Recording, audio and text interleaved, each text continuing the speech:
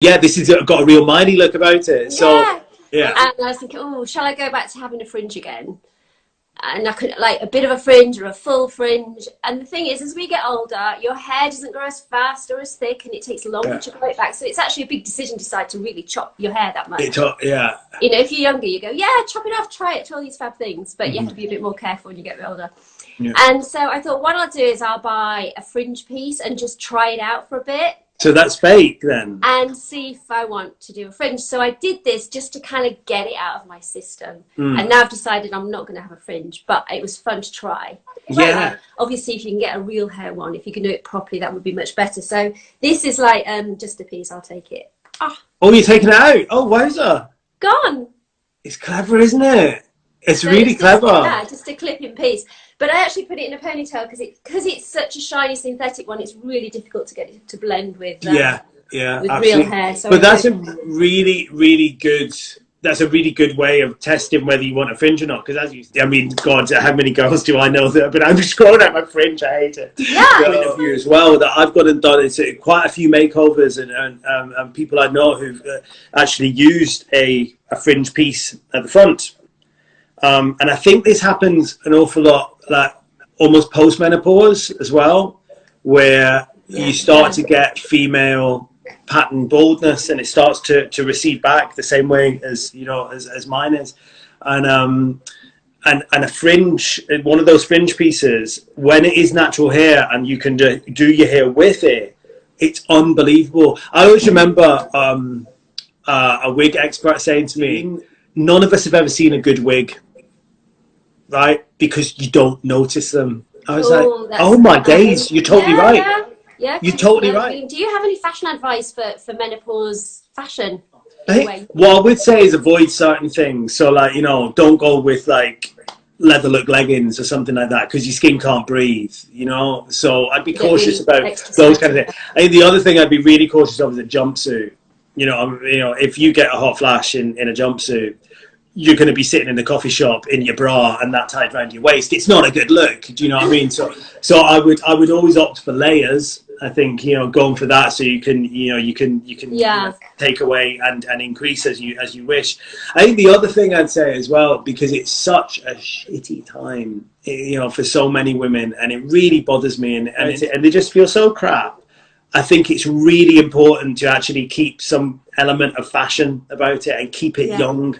Don't be like, right, okay, I'm just going to dress in all black. I'm going to do, I think really try and keep it as young as possible. What about like skin wise and hair wise? Obviously, that's massively affected in the menopause. Yes, same thing. Well, obviously, menopause, we've got a lowering of estrogen and progesterone, increases aging. Decreases collagen and elastin. Yeah. Great. Okay. So I would say for skincare at night time, it's good to maybe start trying a retinol, which is a vitamin A cream, because that helps enhance your collagen and elastin in the skin. Yeah. And in the day, I would go for a hyaluronic acid, which is good to boost and moisturize your skin. Now it might be worth going to see your doctor and going on bioidentical hormones. Right. You swear by these, don't you? You think these are wonderful. This is what I did. It was amazing. I mean, the first thing that happened to me wasn't so much physical symptoms, it was more emotional. I just felt like someone else, like my zing had gone, my joie de vivre had just completely gone, and I just didn't really want to be around myself. I was like, oh, who am I? This isn't like me at all. No. And that was the first signs for me. And I went to see a lady called Dr. Aziz Scott, and she can be contacted from the Marion Gluck Clinic, and they've got a great website, and we're going to put all the Instagram tags, aren't we, on our feed, so people can be able to go on. So you should go on their website, and they have great podcasts, and you can get lots of information. There's so many tricks to make your hair look a lot thicker. Yeah, because you know loads of things, don't you? Because you must have worked with many people who don't have thick hair, but God knows when they're in the film or they're promoting the film, God, their hair looks fabulous. So yeah, what would you use on? Right. So first of all, to cut the hair. Because obviously the longer your hair gets, you do get fine ends and they get broken. So if you chop the ends, they become blunter and strong. It's not going to make your hair grow faster. That's complete nonsense. It doesn't make your hair grow any faster. But it will blunt the end of the hair so it makes it look thicker. Also to do some layering and shaping around the face. So like here I've got layers cut in. Yeah. So you can get more shape rather than it just being long and then it just sort of drags down. Kind of also, lank, you can try changing your parting. So maybe try it a bit more on the sides. You've got some hair coming over, that might help you. Yeah. And also don't do a really straight parting line, just have it mixed up a little bit, and that gives you different height within your parting. Sure. There's really good volumizing products you can use. Volumizing shampoo, look for, volumizing conditioner, volumizing mousse for when you're styling your hair. And again, with conditioner, maybe don't put too much in so it weighs it down, but you might need to just put a little bit through the ends. Okay. When you're blow drying your hair, there's great drying techniques, and you go against the hair growth with the hair dryer, or tip your head upside down and go through your hair. Oh yeah, I've seen that before. That helps get you some volume. Yeah. You can use heat protector spray because it's really important to protect your hair as well, because you've got to try and strengthen it. And I would have tried to avoid using you know, straighteners to flatten and straighten the hair, because that's just going to make it look flatter as well. Putting a bit of, not a curl or a wave even, just a bit of movement in the hair, so it just looks like it's got a bit of natural something to it, but it just lifts it a little bit. That's a really good way to make the hair look thicker. I've actually got in my kit some crimpers, but these are for the roots, so you literally just put them at the roots and it just crimps the root and it just kicks it out a bit. So it's like a little spring effectively, isn't it? Yeah, That's what it's exactly, creating. yeah, exactly like a little spring. So you can use that in the hair. You can back comb it a little bit underneath, go in at angles and just back comb it through a little bit. Sure thing. There are obviously products like dry shampoo is amazing for giving you that's really good, isn't it? Volume. You know the touch-up stuff. You know the stuff that you've got, as in that if your roots are growing in. Do you think that's quite good? I think that's brilliant. There's things I use at work often with is hair fibres. A lot of guys like hair fibres. Yes. You sprinkle in and then you spray with hairspray, but you can't touch the hair, and it's quite tricky to use. I know. I'm not keen on the fibres. Colouring the scalp is another way, like Colour Wow is quite good for that. Right. But you were telling me about products you use. If it's at a special occasion, I use that. This is Mane, M-A-N-E. And rub it in and rub it off effectively. So I'm rubbing it off my hair and it's just sitting on the scalp, and it instantly makes my hair look so much thicker.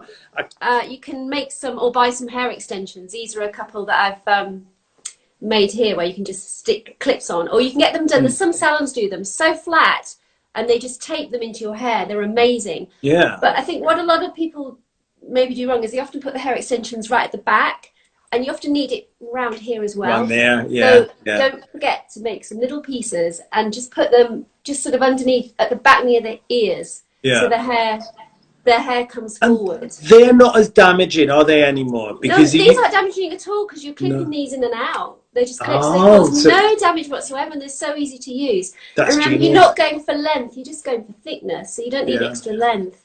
And actually the clip itself is quite good because it bulks it out and gives you a bit more width. One thing to watch out though, which is a mistake I do see quite a few ladies make, is they put them in and they put them really high up and they put a really fine layer of hair across the top, and then can see it parts and you can see it. So don't take it right up. You've got to stop them sort of where the bone is there, I'd say, just to be safe. You know, I wouldn't have it too high if they're the thick ones. And also getting your hair coloured at the salon.